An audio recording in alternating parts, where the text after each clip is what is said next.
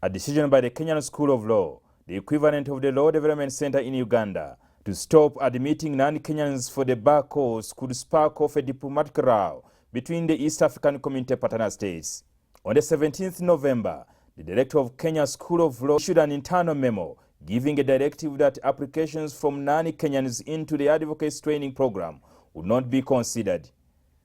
This decision has attracted sharp responses from members of the East African Legislative Assembly who are meeting in the Kenyan capital, Nairobi. Right, Mr. Speaker, I'm reliably informed that the Kenya School of Law, which is responsible for postgraduate legal practice or for the bar course, has resolved not to admit any non-Kenyan into the Kenyan Law School. They say it's a gross violation of the East African Community Treaty and the Common Market Protocol that promotes the free movement of labor. This, they say, also is against the spirit of the regional integration. But this is really against the spirit of integration, and it's so discouraging.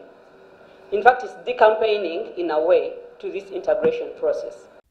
As the debate on the matter continued, EALA Speaker Danifred Kidega cautioned legislators that the matter could be sub judice since some students had petitioned the High Court of Kenya seeking to overturn the directive. That's a statement of fact, and the matter is before the High Court of Kenya, and dealing with it in-depthly can be sub judice. But Uganda's representative Susan Nakauchi went on.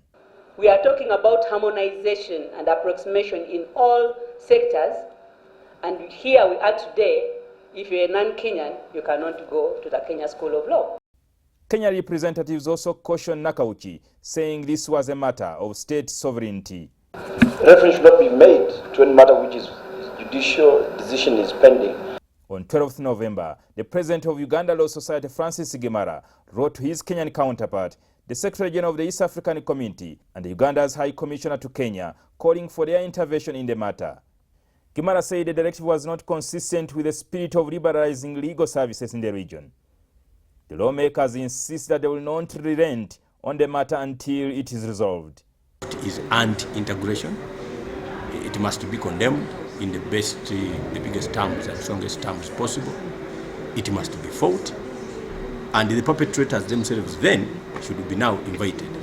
We as of course the matters are still before court for determination, and we think court should determine quickly these matters so that either way the assembly can then swing into action. We are expecting a feedback, and this is something I'm going to follow up, and we are going to leave no stone unturned, all in the name of integration. In fact, personally, I'm already looking out for the President, His Excellency Uhuru Kenyatta, because I know there is goodwill from the government of Kenya to ensure that the integration agenda is achieved.